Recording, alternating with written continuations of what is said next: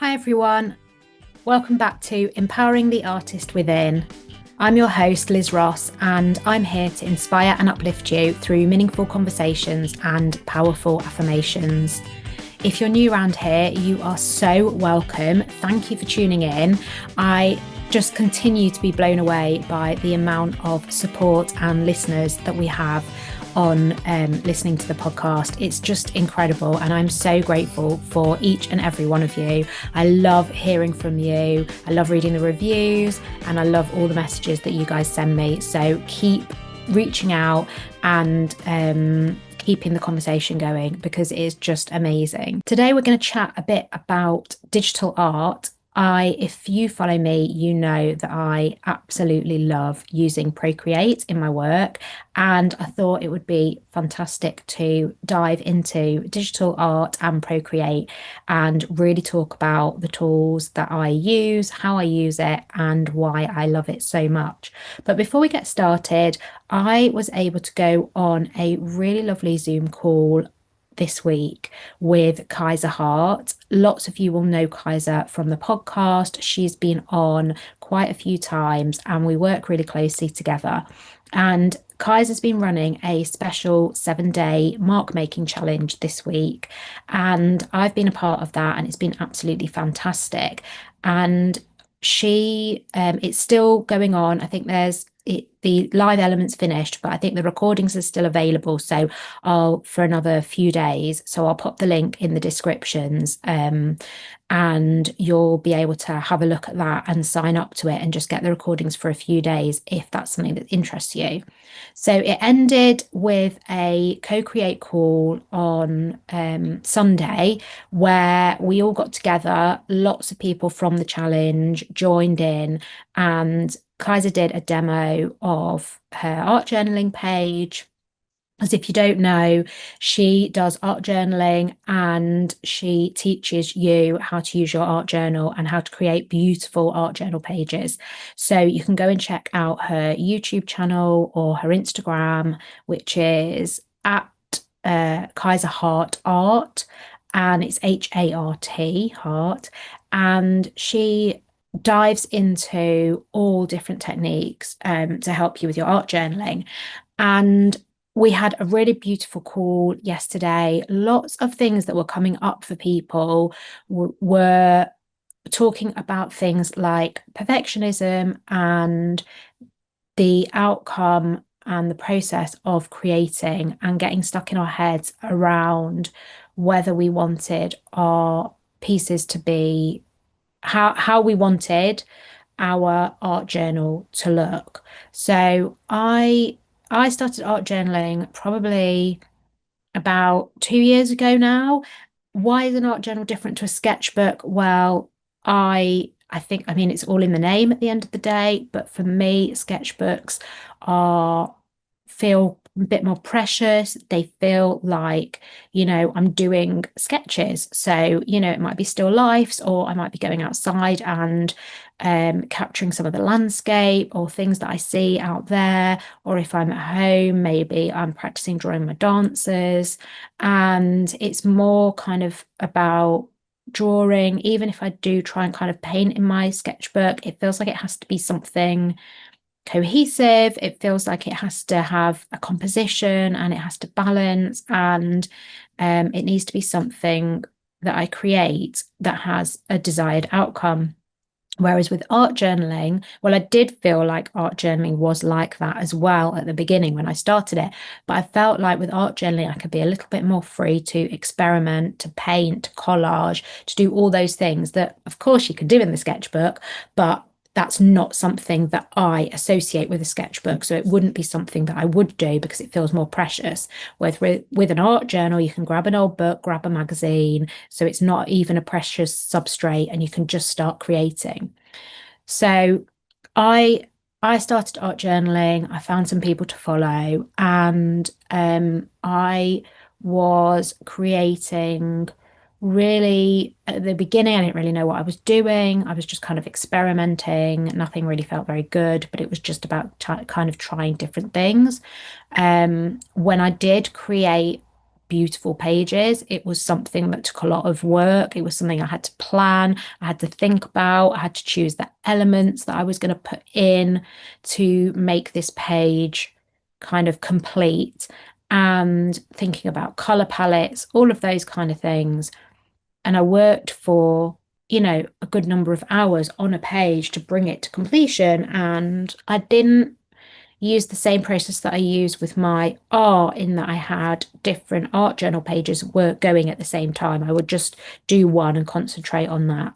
And then I started watching Kaiser's art journal videos, and she brought out a course which I joined, and it kind of changed everything for me, because there was a few reasons, but one of them was that the way that Kaiser teaches art journaling, and we were talking about this on the call, and this is why I just thought it was really a lovely thing to discuss with you today, because we were talking about how we get stuck in our heads and how that inner critic creeps in, and we start to have those kind of negative thoughts, or we start to question what we've done, or we like what we've done and we don't want to cover it up, and we want a particular outcome for this art journal page, and we get really stuck. And what we've been doing this week in the challenge is we've just been taking it layer by layer.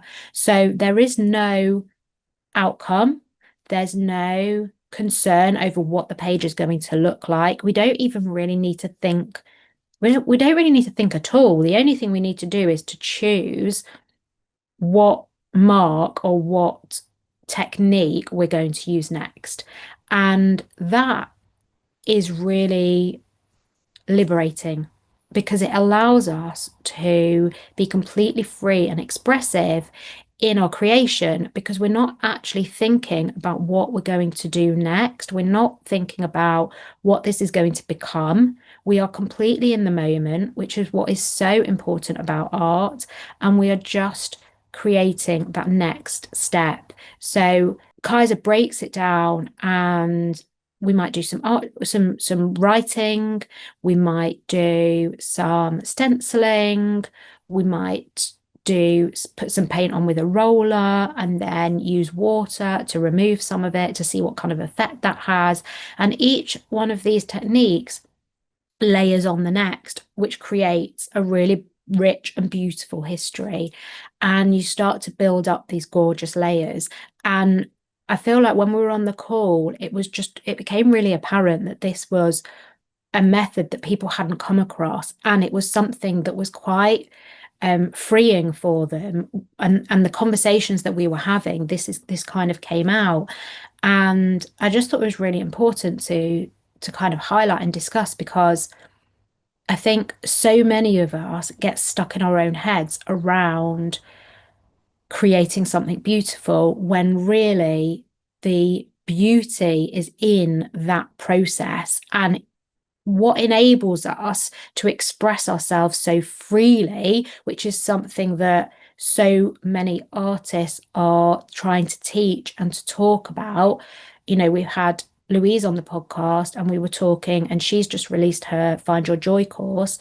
And I went into detail with her about that course, and the incredible effect that it had on me. And I know that we've got a lot of new listeners that have come from listening to that episode and from being in Louise's free creative reset course that she's just done. And that is something that she does so well, teaches you how to make those choices so that you can express yourself freely. And it's something that I think most artists are striving for. Even if you're a realistic painter like I am, I love painting. If you're on YouTube, you can see the dancer paintings behind me. I love creating and drawing and painting dancers. And it was really important for me to be able to get color and vitality and movement and vibrancy, and creativity and expression into those dancers, and not just render them as I was seeing them in maybe a photograph. And that was really important. And that is something that, I got from Louise. And then I have a really lovely podcast episode coming up with Gabriel Lipper. He's an absolutely fantastic artist, and that is going to be an amazing episode. And when we talk a lot about that kind of thing, about how we use abstraction and balance it with representation, because that's the thing that he's absolutely incredible at doing. And so we take artists like this, like Louise Fletcher, like Gabriel Lipper, like Kaiser Hart, and they are teaching how we can express ourselves freely. And they're doing it in different ways. So, for example, Kaiser's doing it through art journaling, and Gabriel Lipper's doing it through seeing and recording what you see, and then looking at how you fuse those two things together and you abstract from that. And Louise is looking at choices and how do we express ourselves through what choices we make. So we're looking at, do we like this or do we like this, or what do we like and what don't we like, and let's just choose what we do like, and then that gives us the next step. And when we break the art process down in this way, it really, really helps to ground us, to bring us into the present moment, to get us in the flow state, and to get us out of our thinking brain and our head. And that is so important, because when you're in your thinking brain and when you've got the inner critic there, and when you're constantly criticizing what you're doing or questioning it or wondering what the end result and the outcome is going to be, it can be really, really hard to create freely, to express ourselves and to enjoy the process. And at the end of the day, that's what we're doing it all for. I mean, I got back in touch with my art after my sister passed away, and it was all about the process for me. It was all because art became this healing process that allowed me to just be in the moment and be in flow. And what was so important was that I was able to come out of my head and experience joy and happiness during the time that I was creating. And I could only do that because I was in the moment and I wasn't thinking about what I was creating. I wasn't thinking about how it was going to turn out.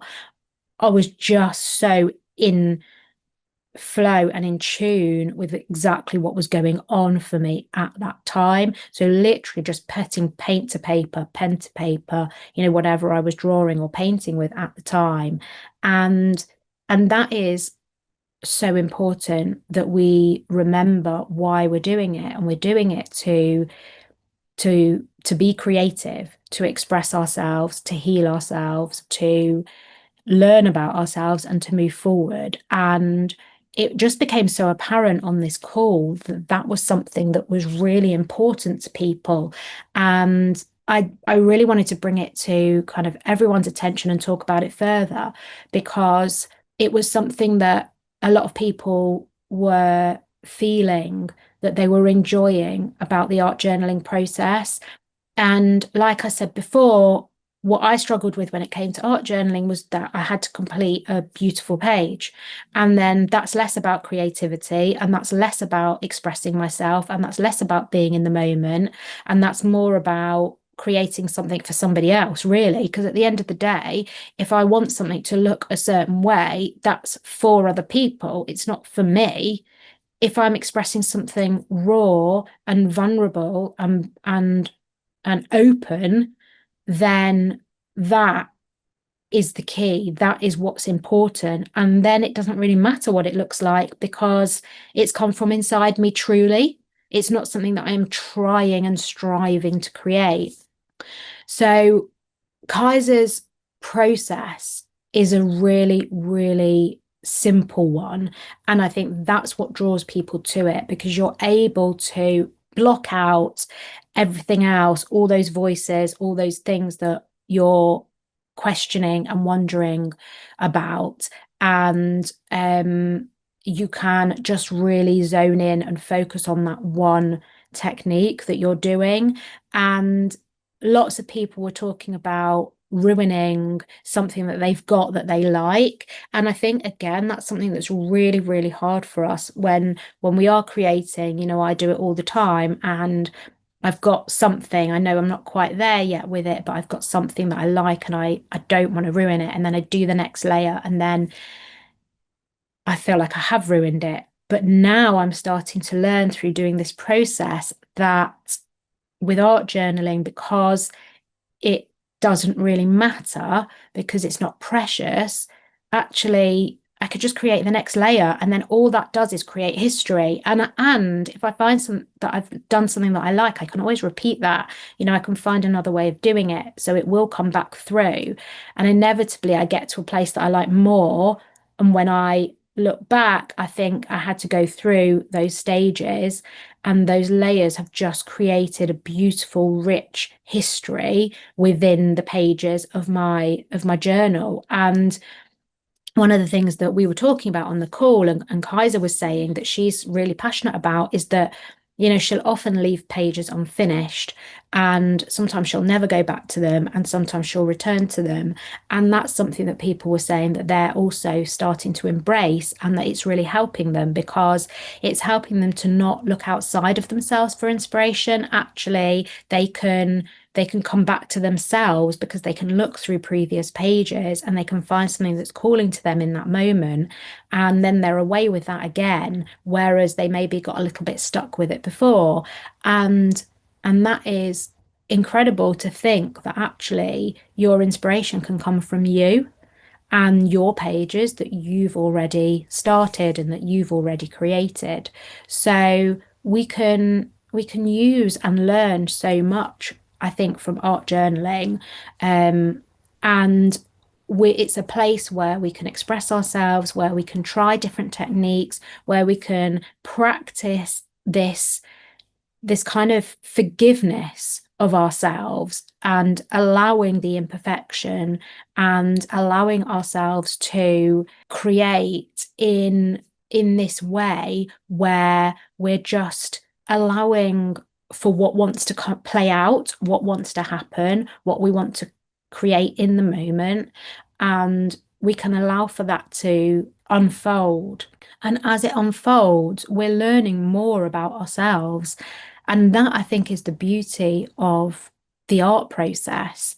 And it's certainly the beauty of this process, and where the art journal allows you to just be yourself and create in such a raw way, and nobody has to see it. And that is the pure beauty of it.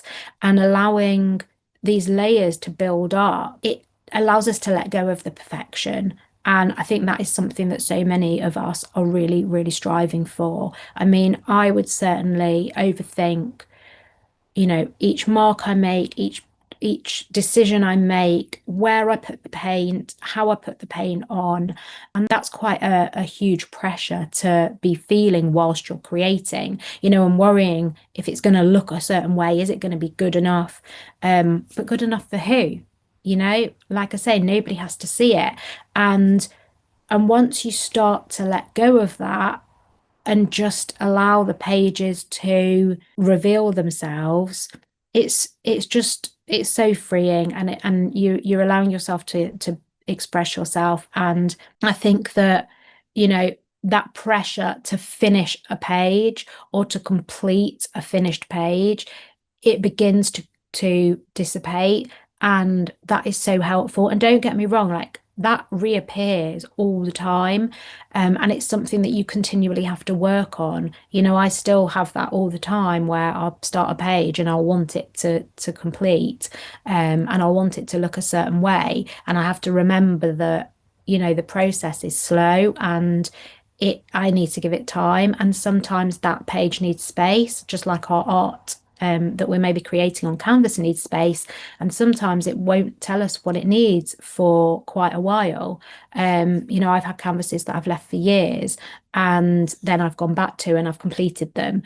And I think that is definitely something that I've learned over the years of coming back to my art. When I first started, I thought I had to complete a piece of work from start to finish in one go. I didn't know that I could leave it, and that as I evolve and as my techniques and my everything evolves, that piece will evolve, and some of them will stay unfinished, and that's okay as well. It's being okay with the fact that we don't have to complete every piece of work, and just letting go of that kind of final outcome and that final result, because that's when we create our best work, and that is when we can truly express ourselves, and that's what people want to see.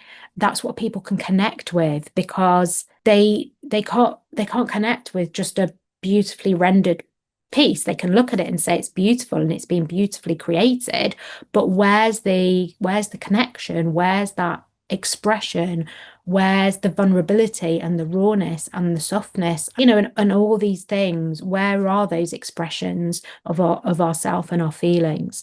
So I just wanted to highlight that conversation, because it brought up so many things that I think a lot of us are working on and dealing with.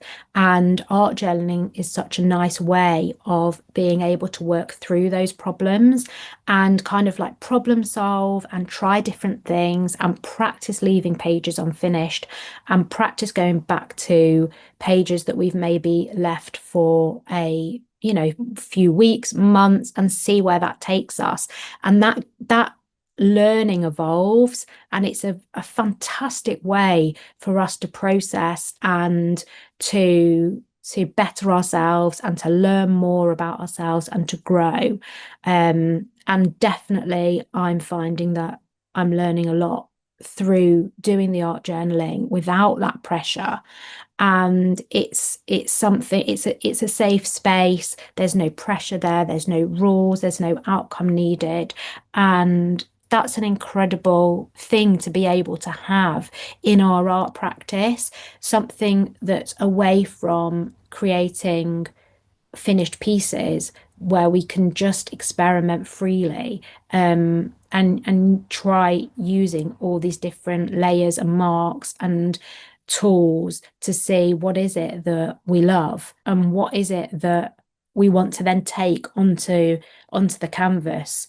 So yeah, I feel that it's a really important thing to think about. And one of the questions that came up was how we use affirmations in our work. And if you have followed me for a while, you know that alongside Procreate, which I'm going to talk about in a minute, I love using affirmations. And the reason, again, that came from Kaiser's course. She uses affirmations in her art journaling, and that's what she teaches.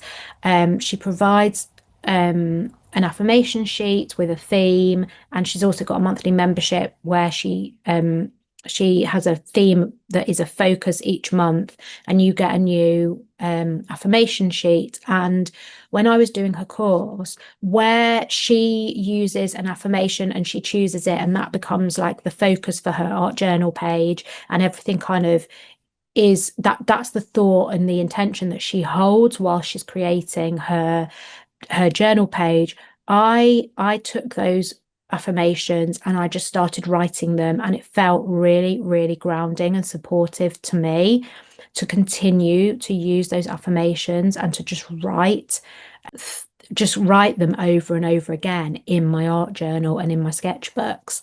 And then that became a process that I really enjoyed, and I began to put that into my onto my canvases and take it into Procreate. And I find that using affirmations is a really supportive way of working. And the reason is because they are so positive. And as I talked about before, we get so in our heads with the negativity and with the inner critic and with trying to make things perfect. And when we focus on these affirmations that remind us of our worth, they remind us that our creativity is a safe space for us, that we can express ourselves however we want to, and it doesn't need to be seen, and that we are safe to express ourselves in whatever way we choose, and our art journal allows for that to happen. So it's like the affirmation reminds us that that's the truth, and the art journal practice allows for us to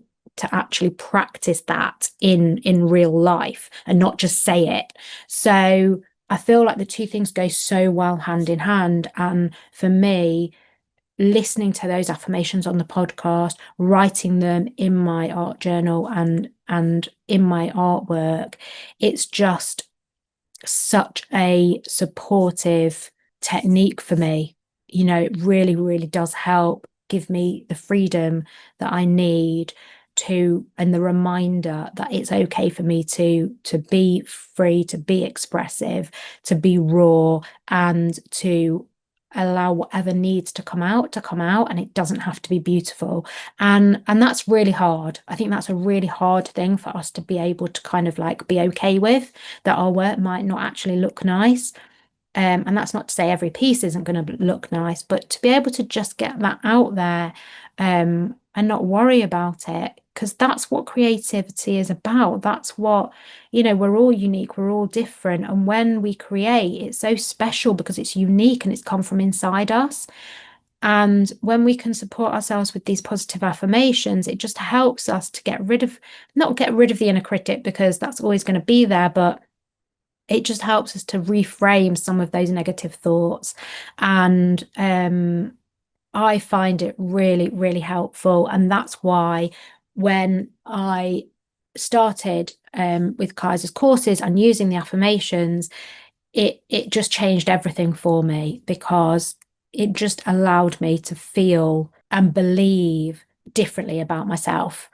And I think that we need that as artists, because it can be really, really tough. There are only in the creative world do people put themselves out there in such a vulnerable way that we do. And anything that we can do to support ourselves in that, I think, is amazing. And so for me, that is affirmations. And that's why I find them so important. And that's why I have the affirmation episodes for you. And what I would love to do is start creating affirmation PDFs to go alongside those episodes, so that you can download those and you can use them in your creative work.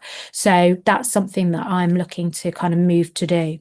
So yeah, I've talked a lot about art journaling and about affirmations, and they are both really important subjects that I think can be really helpful in the artistic process. And if art journaling is something that you haven't thought of yet, or you haven't done, it's definitely something that I would encourage you to look into alongside whatever art making it is that you do, or whatever creative outlet is for you. I just think it can be a really supportive side to your creativity. And especially for me with personal growth, which is something that I talk a lot about on the podcast, it really does help you grow, and help you learn things about yourself and uncover things that you can then work on. And to have something that you enjoy that can encourage those kind of questions to come up and for you to think about and to work through, I think is just amazing. It's like beyond incredible that we can have something so simple that can help us move forward and learn more about ourselves. So I really do encourage you to kind of think about that if it's something that you're interested in. And one of the ways that you can do that is through Procreate or through digital art. And that's why I wanted to talk about digital art today, because actually we, I think, there's a lot of thoughts and conversations when it comes to digital art, and a lot of I think there can be some negativity around it. People think it's not real art, or they don't think it's for them, or um, there isn't a place for digital art within their kind of creative outlets. And I actually think that digital art can be a really, really fantastic and supportive tool for you, in the same way as art journaling. And actually, I've started to art journal in Procreate, and that is something that I find really helpful, and it can really support our freedom and our expression in such amazing ways. And I really wanted to highlight that, because traditional art journaling is amazing. I absolutely love it. I've just talked about it for however long. And, nothing beats the feeling of getting the paint out and, using ink, using water, using markers, using crayons. These are incredible. And I'm a mixed media artist. I love everything. I love spray paint, watercolors, you name it. I enjoy using it. And I know that is true for a lot of creative people. And it's hard to just choose one. And for me, Procreate is just another material to use. It's just another tool. It's not something that is standalone. It's not either or. For me, it's both. And I love Procreate as an exploratory tool.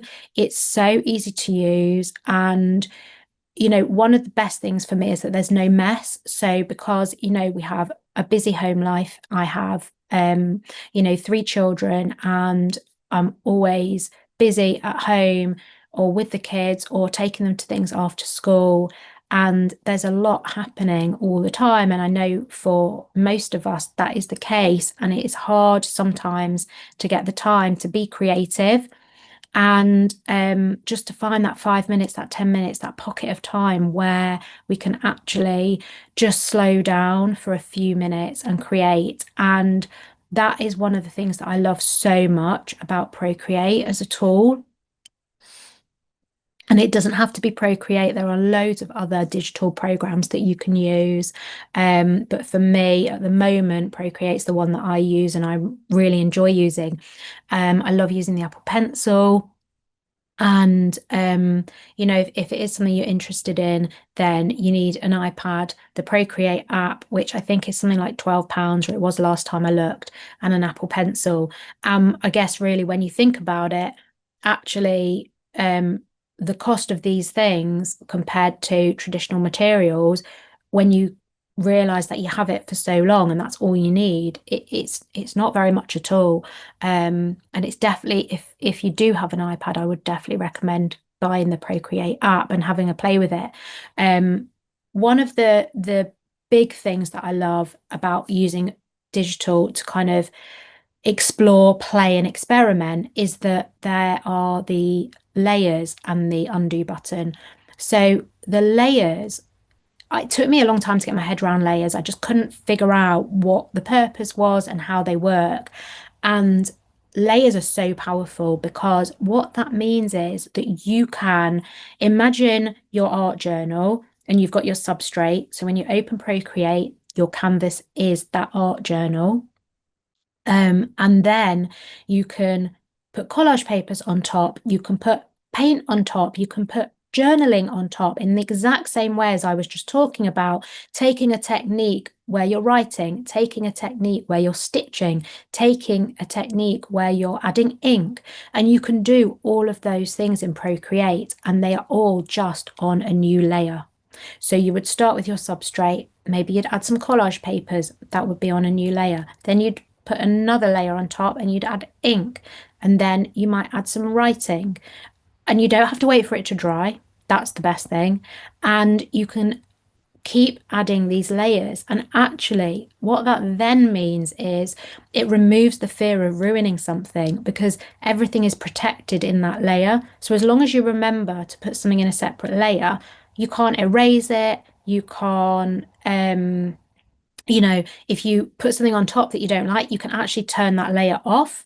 So all the time I'm experimenting with different things. Sometimes I'll add in some of my sketches and I'll see which one I like. Do I want more than one? And I can turn those layers off and I can experiment with them. And then when I save it, the layers that are turned off aren't in that saved one. It's not in the saved piece of work. So it actually means that I have so much freedom and there are so many capabilities to explore even further. And that can be a really good kind of like middle ground when you're wanting to experiment with something that you really like and you don't want to lose it. But actually, in Procreate, you can do that. You can add a load of paint on top and mess around with it. And then actually, if you don't like it, you can just either delete the layer or just turn it off. Or, there might be some of it that you like, so you can erase it or you can press undo and you can get rid of a mark that you made that you don't like. So there are so many options within digital art that are so fantastic for us to help with this exploration and this freedom.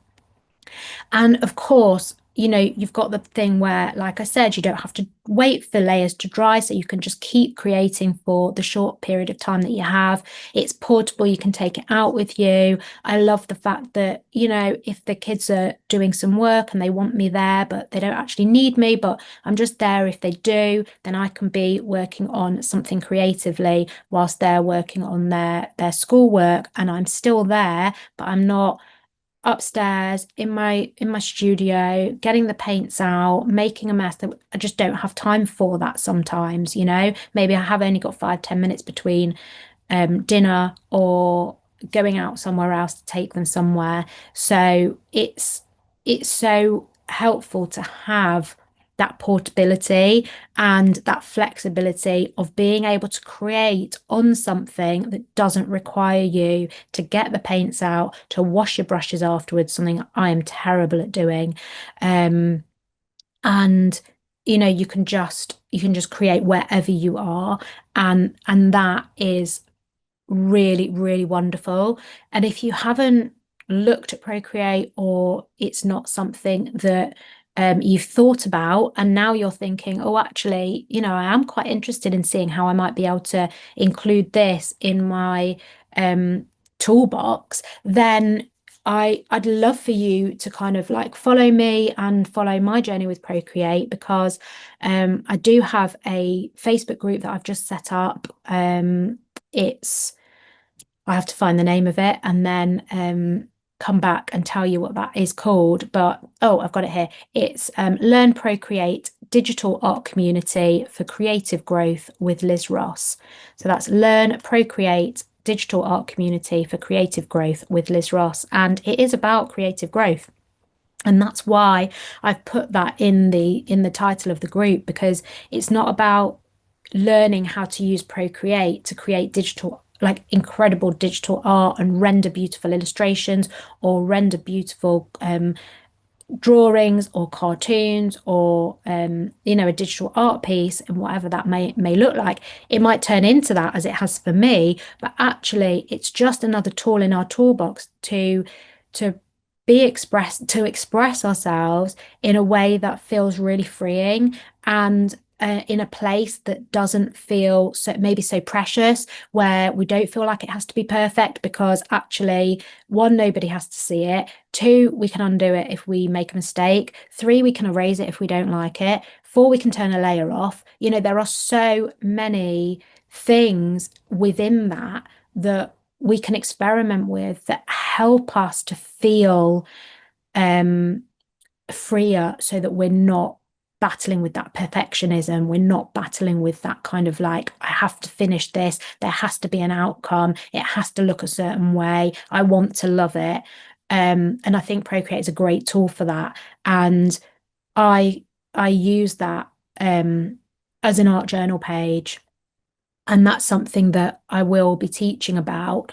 Um, so I have got the Procreate Facebook group, and that's a new group that I've just set up and just starting to get it going. I'd love for people to come in there and for us to share our work and our explorations in a safe space where it's different to other Procreate groups. We're not looking at posting finished artwork for people to comment on. We're posting our explorations. We're talking about what our findings are. How has it helped influence our art process in other ways? What has it helped us with in terms of going back to our traditional and our physical art? And, what have we taken from that and then taken into our painting? And that's something that I want to create. It's like a safe space where we can have those conversations. And I think that's really important, and it will be a really lovely community. So I'd love for you to join us in there.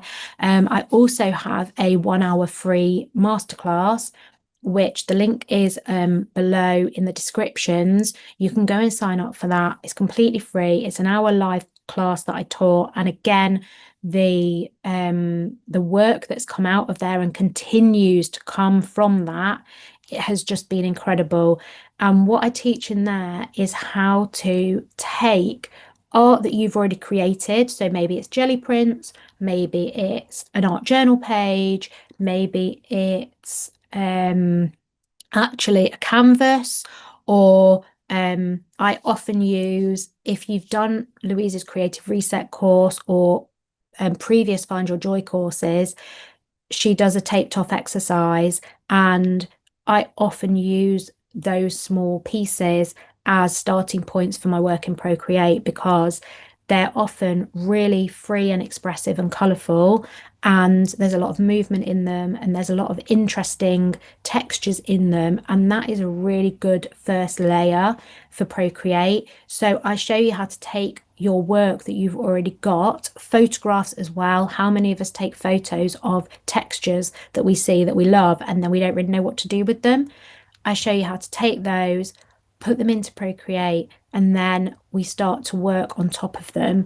And we do that in a really gentle way, and we allow our intuition, we allow for freedom, for our creativity to just play out by, again, in the same way that I was talking about earlier with Kaiser teaching techniques, by trying out the different tools, the different brushes, and just being really free with it. So rather than seeing it as something like scary and techy and I don't know what to do with it, I just break it down and show you a few tools and things that you can do in there to create something really, really beautiful and to work on your art journaling in a digital program. And I love that, you know, you can have that freedom of expression across both these mediums. You know, you can take your traditional work, you can take your digital work, you can take the art journaling. They're all about exploration, and it's not about the outcome. And for me to be able to show you how to do that in a digital program is just incredible because it's just another pathway into your creativity. You know, we talk a lot about, you know, mining for those gems that will guide us on our next kind of like path. And often we're looking outside of ourselves for those things when really they're already inside. And the way to find them is to use mediums like digital art to just freely explore and experiment. And then we unearth these things that we love, and then we can take that back into our other art, our physical art, you know, our canvases, our painting, our drawing, and we can work on that. And I have this kind of like dance between taking photos of my artwork or photos that I've taken, putting it into Procreate, working in a digital way really freely, and then going back, printing that out. Sometimes I might create some collage papers. So it would have been maybe a jelly print I started with. I'll put it into Procreate, I'll add to it in Procreate, print it off, and then that will then go back into my art journal as a different collage paper. And that's incredible to be able to do that, to, you know, not have to get the jelly plate out, to not have to get all the paints out, and actually take jelly prints from a previous session and then make more collage papers from that, print them out, and then use them in your journals or in your artwork. It's astounding. And it really it blows my mind that there's the capability to do that. And I think that we kind of have this view that digital art is something, in a way, it's like what I was thinking when I first came back to art, that I had to create a piece from start to finish, and it had to be beautiful and it had to be rendered beautifully, and you know, there had to be this perfect outcome. And I think that people think about digital art in the same way. And I want people to know that they can use it as an extra tool in their toolbox. And that's what I want to kind of teach people. And that's why I wanted to talk about it today, because I feel like it would be such an amazing tool in your creative practice, because I know it is in mine. And there are so many incredible possibilities. I mean, it is limitless what you can do. But then, you know, don't let that be overwhelming. Just open it up and have a play. Procreate have actually just released an update, huge update. They've changed their brush library. I am in the middle of creating a free course And I'm now going to have to already re-record the section about the brushes because they've completely revamped it. There's hundreds of new brushes, which is amazing because you can buy brushes from people, but actually Procreate have just released all these new brushes to play with. And one of the things that I'm really excited about is the lettering brushes, because that's something that's been missing from Procreate. And of course, I use lettering when I write my affirmations in my artwork and in my art journal pages. So that's something I'm dead excited about.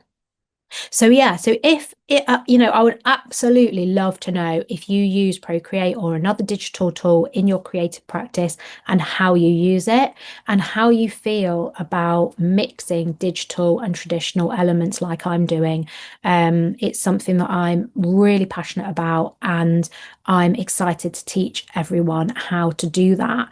And I would love for you, as a little kind of mini challenge, if you used digital art, but you've not used it in this way, or if you've not used it at all, I would really, really love for you to just kind of have a go at opening it up and popping in maybe a photograph of your work and then just playing on top with the brushes and see what you can create and see how you feel about it. And then come into my Facebook group, share it in there. Let me know your reflections about it. If you liked it, you didn't like it. And, let's have a conversation about it. If you don't know where to start, you can sign up for my free masterclass. The link is subscribepage.io/free Procreate masterclass, and you can go grab that. The link will be below anyway. And then hopefully in a couple of months, I will be able to get the free course out to you as well, and then you can learn even more. Head over to my new Instagram, which is at Empowering the Artist Within, and let's have the conversation over there. I'd really, really love to know if you use art journaling traditionally, if you use digital art, and if any of the things that I've talked about today resonate with you. And if you feel that maybe art journaling does help you, or you'd like to try either the digital or analog art journaling to help you with those kind of issues and those things that might be coming up for you.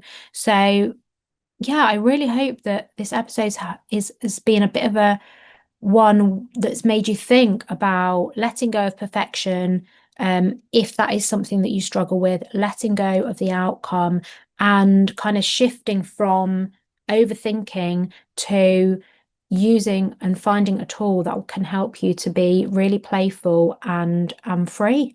So I've really enjoyed talking about this subject. It's something I'm really passionate about, and I'm really excited to bring Procreate to people that haven't used it before and for them to start adding it into their toolbox for their creative practice. If you have enjoyed this episode, please do leave me a review where you are listening, whether that's Spotify, Apple Podcasts, or even on YouTube. I do upload my video version to YouTube, so you are welcome to watch there. And I really hope that you found this interesting and helpful. If you've got any questions or anything that you'd love me to talk about on the podcast, please do send me a DM to at Art by Liz Ross on Instagram, or my email address is liz@artbylizross.com. I love to hear from you, and I would love to answer any questions that you have. So that would be absolutely brilliant for future episodes. If you love the affirmation episodes, or if there's particular episodes that you enjoy, ones that aren't so much for you, let me know. It really helps me to kind of plan what content I am going to put out there for you when I know what it is that you enjoy listening to. So please do let me know. Thank you so much for being here. I really appreciate you. Remember, you can support the podcast at Buy Me a Coffee. The link will be in the description. And also, like I say, share the episode if it is something that's resonated with you and you think that there is somebody that might benefit from hearing these words. So thank you so much, guys. It's been really lovely chatting to you. I cannot wait for the episode with Gabriel Lipper to air, because that is going to be absolutely fantastic. That's coming in a couple of weeks, so you've got that to look forward to. I will look forward to chatting to you again next week. Have a wonderfully creative week, and I hope to hear from lots of you in my DMs, in the emails, and in the Procreate group. See you soon, guys.